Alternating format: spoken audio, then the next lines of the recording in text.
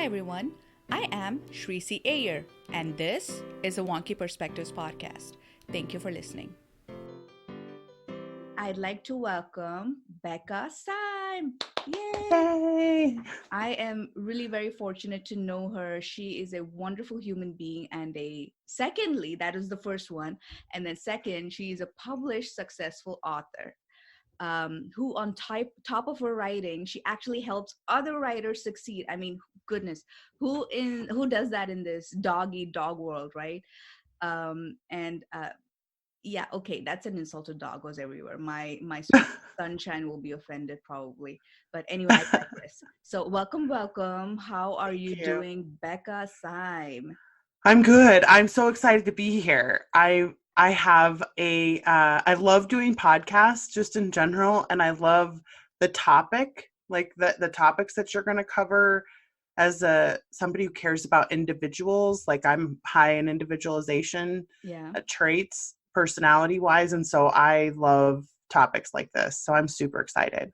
Cool. So I want to also introduce you as the Gallup certified coach. So would you like to talk about that a little bit? And what is this individualization that you keep mentioning?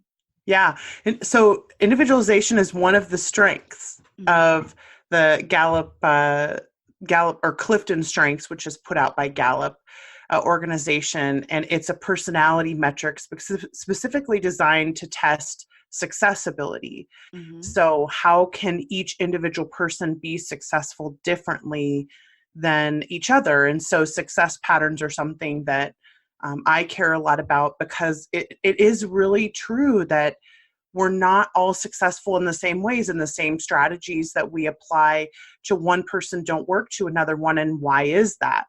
And Mm-hmm. that's kind of how I got into StrengthsFinder. Was I wanted to understand why we are different, as opposed to the how that I feel like is already decided for us. And I want to know, like, why do these things happen? So a lot of your work has to do with self-acceptance. Is that a Yep. fair statement? Yeah.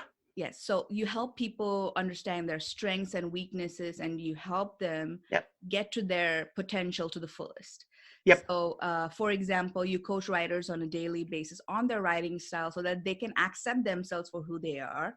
For Yep. example, there's so many people who churn out a book a month. That's like freaking 12 books a year, right? Yeah. And others who are super slow who just write maybe one book a year.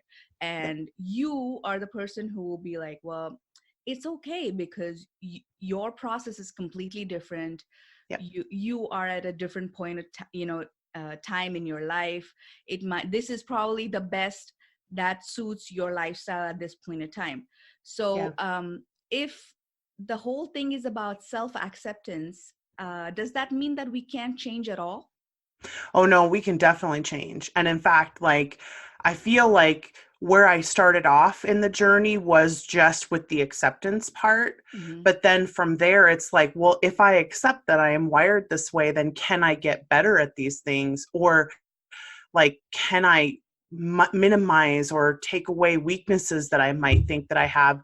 Absolutely. Like I feel like the whole exciting part about strengths is that the knowledge is just the first step, and then from there it's how do you help your brain to be more efficient and more effective, given the ways that your like neural nets are so complicated, right? Mm-hmm. Like they're just super complex. And so knowing how to target specific things with behavior is really important. And yeah, to produce change is huge. So I'm really glad to hear you say that, because the whole point of my my show is that we can change.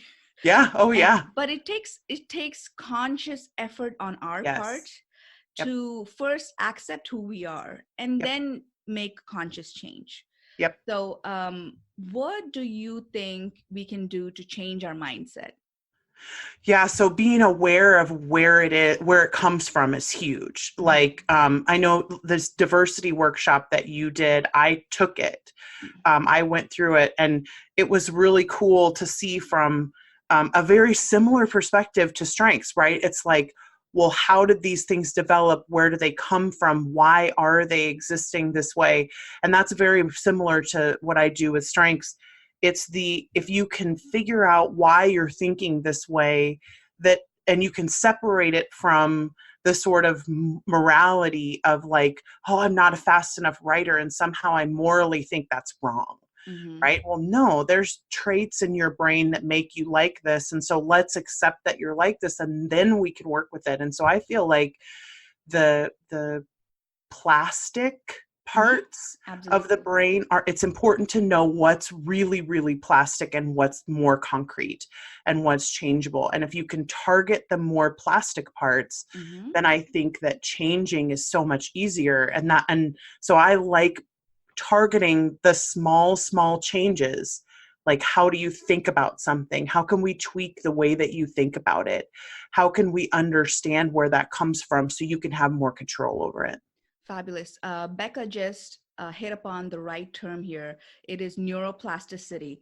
Yeah. So neuroplasticity specifically is the how our neurons change to modify our how fast and efficient our brain is to a new experience. So no matter what you do, it might be, learning to play the guitar at a later age, or trying a new recipe, whatever it might be. And that might be writing a new book, writing a new style of book, whatever it might be. It changes your neurons in a certain way. And so the point is, nothing is permanent.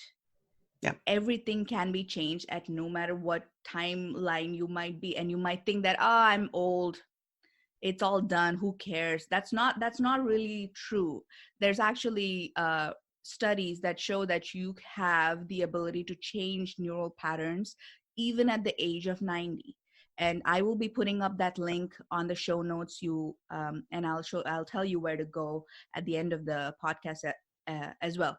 So now a little bit more personal question. So Hmm. it's up to you if you'd like to answer these. Oh, sure. So in your personal life, you said that you grew up religiously in the middle of Montana, Hmm. and but that changed. So could you tell us a bit more as to what changed, and how in a predominantly Caucasian town, how did you find to interact with people of color, people like me, like, Hmm. I'm from India. That's where I originated from.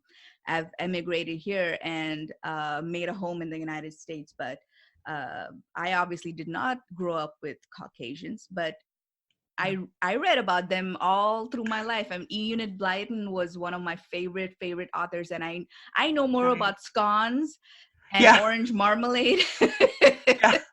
than a lot of other people. So Yeah. tell us a bit about your journey.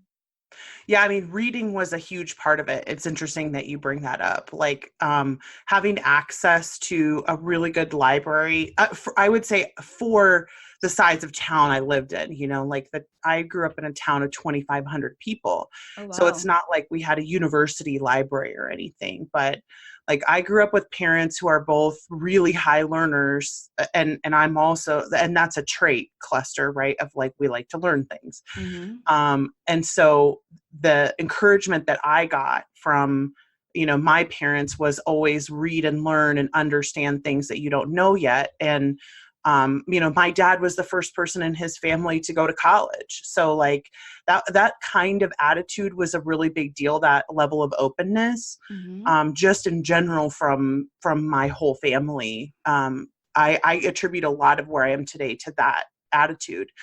But specifically, I lived in a really interesting part of Montana where, because we lived right between two different native reserves, like we were constantly, not not living with, because I didn't live inside the reserve until I was in high school. But I did, Right. like, I lived on a reservation, Native American reservation, we call them in the U.S., I guess. Okay. Uh, I That went to itself high is a school. unique experience. Not It's a many very unique people. experience. I went to the only mostly white high school on a native reservation probably in the whole United States, but we still had African American students in my high school. We had two native students in my high school, and then additionally, my best friend growing up was Canadian, and so her whole family had Trinidadian, Ah, okay. married Trinidadian. So she had 3 Trinidadian aunts, I think. And so we grew up going to a much larger city very close to me, even though where I grew up was very small, the Mm-hmm. close city to me was very large. And so we had cultural festivals we would go to. And then, of course, like because of the Trinidadian influences in her family had much more culture, different culture than just the sort of white Scottish culture that I grew up with, Okay. which I attribute at a very young age to being more curious about other cultures because I was exposed so much between reading and then Megan's family and the reservation being close and then also being close to the border of Canada Wow. helped a Okay. lot. So I actually got a fair amount of diversity for a super isolated Montana kid Yeah. because of the people that I knew there, and really because of immigration, right? Mm-hmm. Like all of her family had emigrated Yeah. from Trinidad, and so yeah, it was definitely like I grew up loving curry. Like we ate curry more than a lot of food that like probably most quote unquote white So I'm families. guessing you like plantains then. Oh my God, like it's amazing how and like we ate samosas all the time and Oh like just yeah. like food that I never would have gotten exposed to if I had lived with any other connections. Sure. And because I'm so curious, I was always like, oh, what does that taste like? Let's eat that. And then Yeah. through that experience, like really through a lot of food, Mm-hmm. would have cultural discussions with Megan's family. And, Gita especially was very open and would talk to us all the time. So, like, it just was a normal thing for me to be Did interested in Did you people who were find like that other Caucasians were not as open, or they had reservations about um, talking to your friends, or did you find that there was the types of discussions you had, or the outlook of life? Would that be evident in the difference in discussions? That's a really good question. I would say that it fell into like two categories, right? Like it kind of fell into the category of I don't understand these people who are Mm-hmm. different from me. And so I'm either going to ignore them or make fun of them, right? There was definitely a lot of that. I did not grow up in a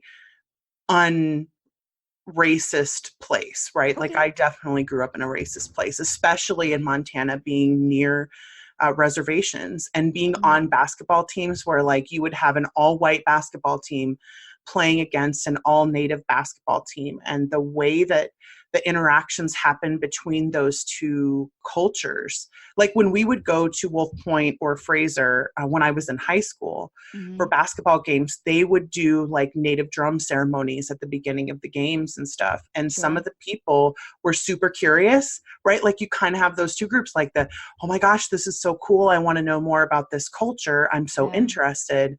And then you had the flip side people who were like, very negative and very judgmental about it because they Mm. didn't understand it. And I mean, I really think a lot of it was just they didn't take the time to understand what was really going on. I'm probably oversimplifying that, right? Because that No, kind of that's judgmentalism fine. is I mean, super it's your complicated. perception, But right?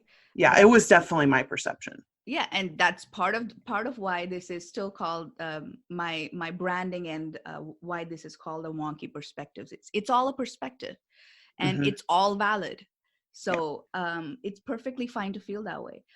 Did It's interesting that you say that even though you had so much, that your community had so much exposure to Native Americans, yet that sort of divide was still there, yeah, and that it is simply a matter of getting over yourself and yeah, just exposing yourself to different things, yeah, and accepting people for who they are instead of trying yeah. to make them become just like you. Become like you. Yeah, Okay. yeah, Growing up and after your teens and now into your adulthood, when you've already since well, you're phenomenally connected. You talk to authors and successful writers every single day. yeah. Do you feel that that sort of being stuck in oneself is still there? because as writers, a lot of us feel that we're introverted. A lot of us feel that we don't want to talk to strangers. So how do we as quote unquote introverts who are comfortable with one type of thing get over ourselves and just, take that first step? Yeah, I would say for me, it's all about finding a connection. Mm-hmm. Like if you're a writer and another writer, then you know you have writing in common. And I would have a ready question, right? And this is what I do even in coaching. I always have ready questions, Mm-hmm. and I try to encourage curiosity in myself by having questions available that I know people will like answering. And the easy thing is people love talking about themselves, right? Right. Like they love to share about themselves. And if you ask them things like, what are you writing, or what was your favorite book growing up, or something. Mm-hmm. And Right. the other piece I think is super important, and I think you talked about this in your workshop even, is you have to be okay that there will be a little bit of uncomfortability when you Mm-hmm. talk about this stuff. Like, I have yet to have a conversation with somebody about diversity that wasn't a little bit uncomfortable, because everybody's trying to figure out what it's okay to say. And if you just accept that that's going to happen and say, like, I don't expect myself to feel totally comfortable about this, Mm-hmm. and that's all right. I'm going to do it anyway because it's important to do. And that's sort of the introverted, barrier to get over, I think, is like, it's never going to feel And I super think happy. that is such a great point, Yeah. because as writers, we go out of our comfort zone and write about sex. A lot Yeah. of people are not comfortable about writing about sex or rape or incest or you name it, right? Yeah. It might be a fight scene, it might be something very specifically engrossed in physics or math, but we figure it out because Yeah. we want to satisfy our audiences. Yep. And so to understand what our audiences want today, we have to get out of our shell and also try to understand what is this diversity and why are people having an issue with if you're not putting in Yeah. diverse people in your books.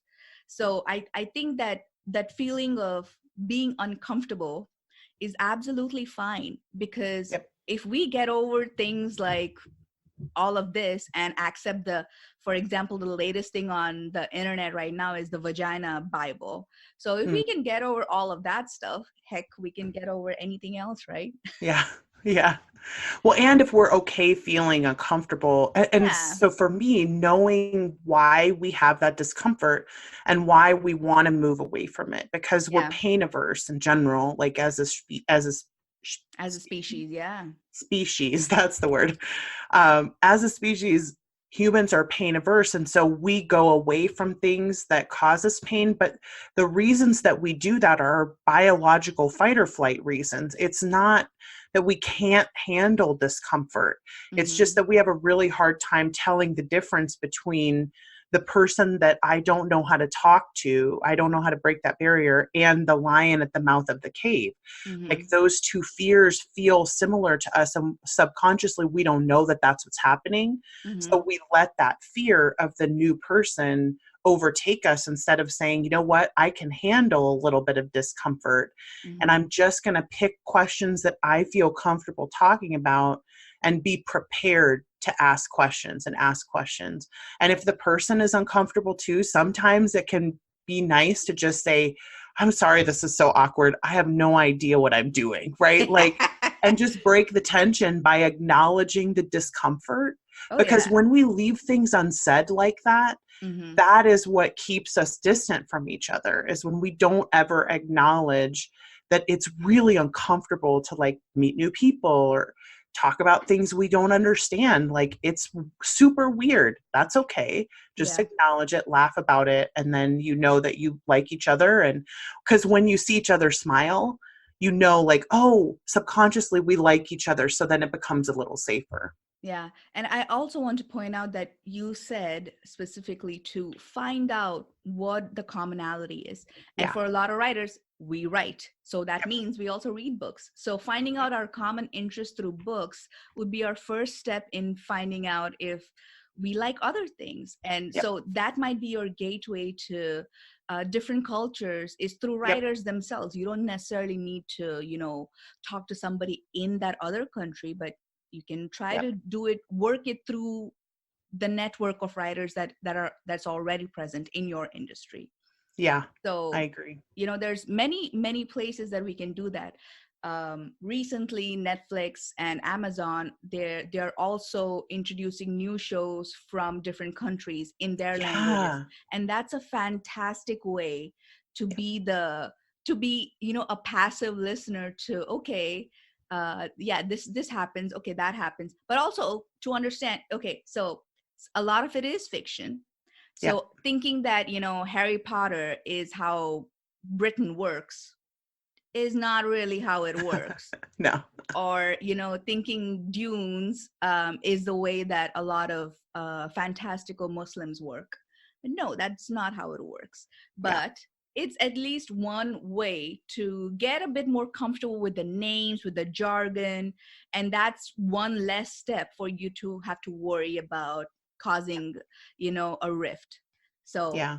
yeah. When it's super important to watch through other people's eyes too, I think like one of the benefits of watching like a Korean soap opera, right, Yeah. is that you're watching how a Korean audience wants to view this because that's how it's written.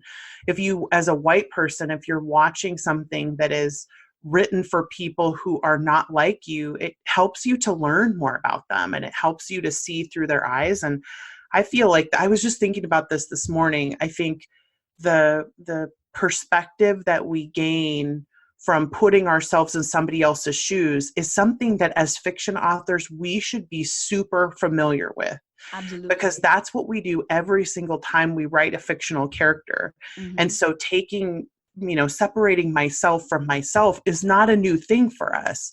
So Mm-hmm. it should be really, really easy for us to jump into the skin of other people and watch the world through their eyes. And I think that's a shortcut that we can take. The fiction can help us get past that initial barrier of like, I don't know what to do. I don't know.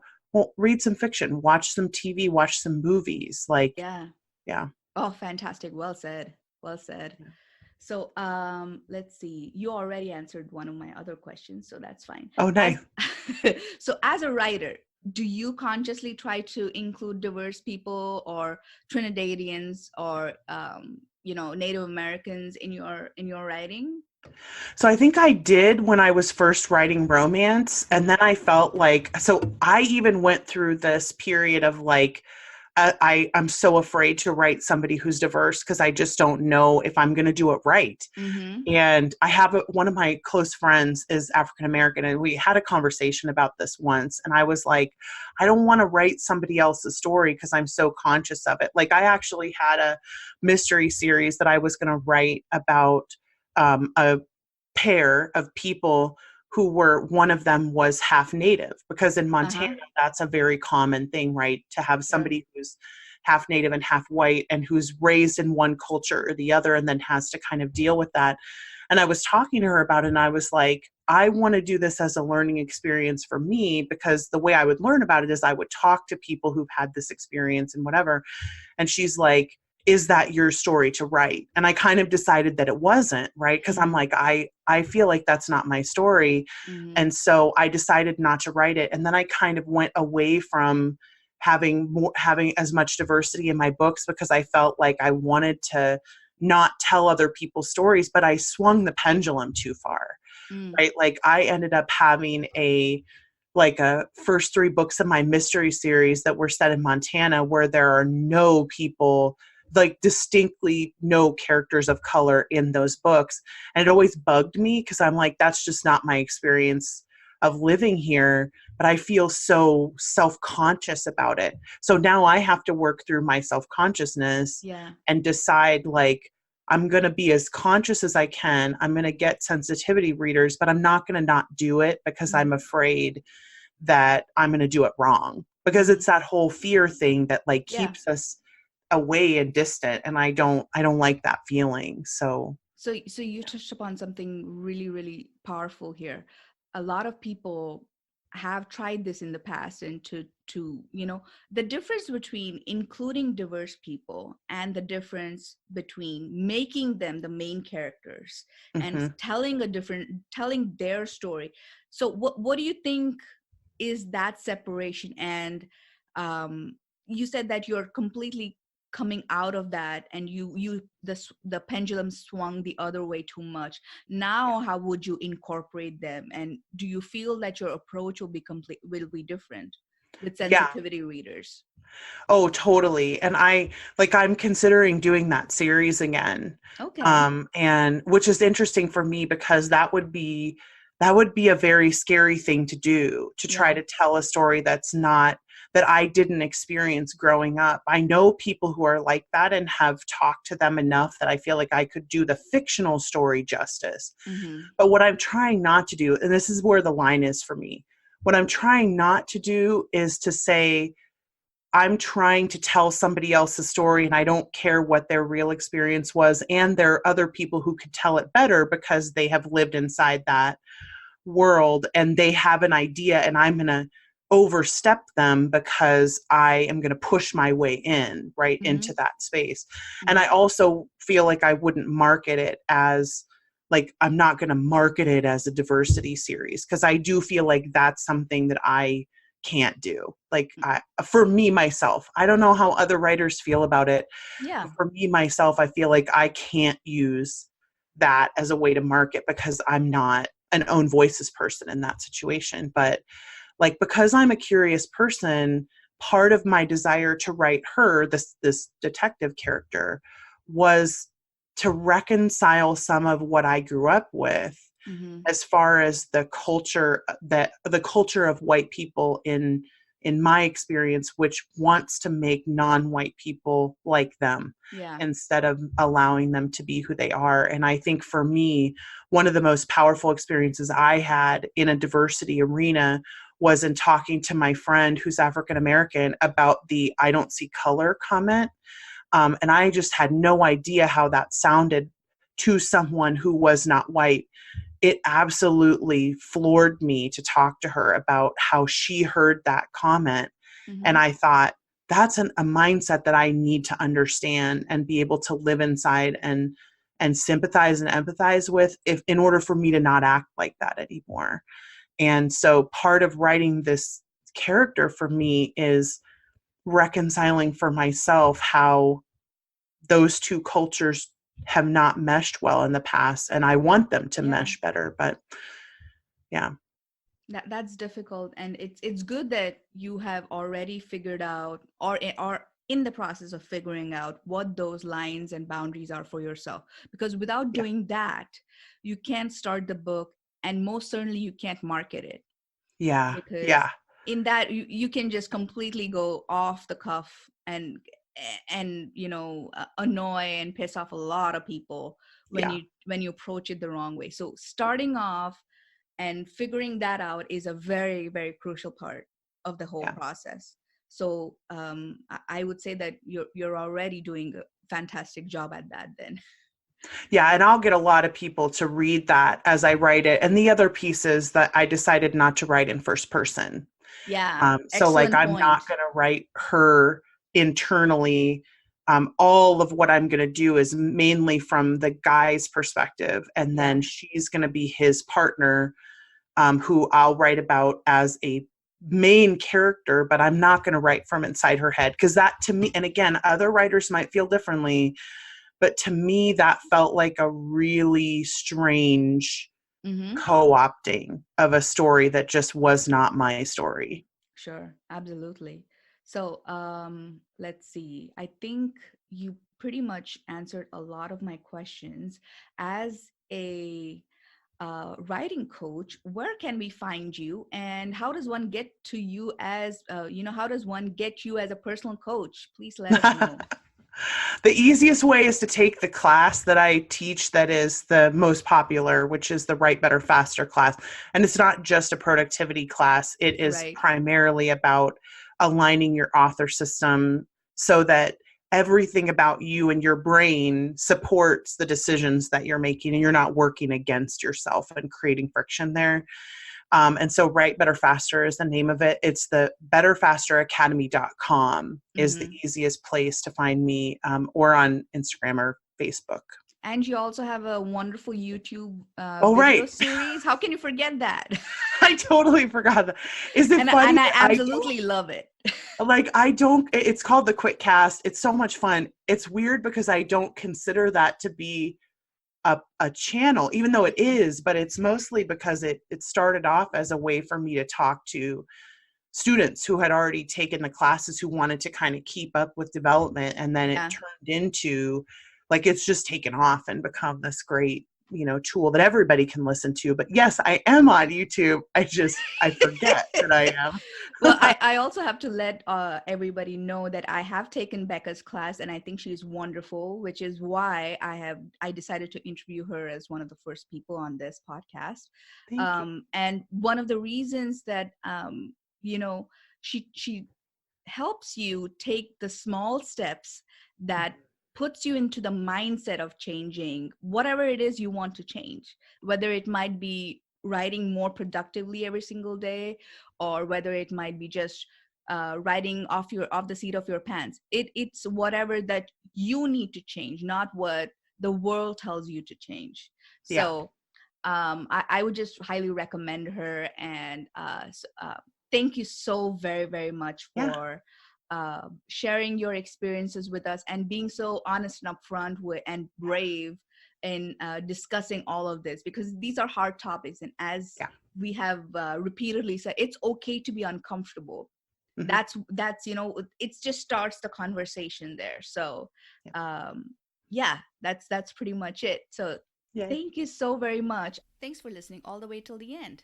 This is Shri, and feel free to reach out if you have any questions or have topics of interest that you'd like to see covered. You can find me on social media, Twitter or Facebook, and find that information on wonkyperspectives.com. Thank you so much, and have a wonderful day.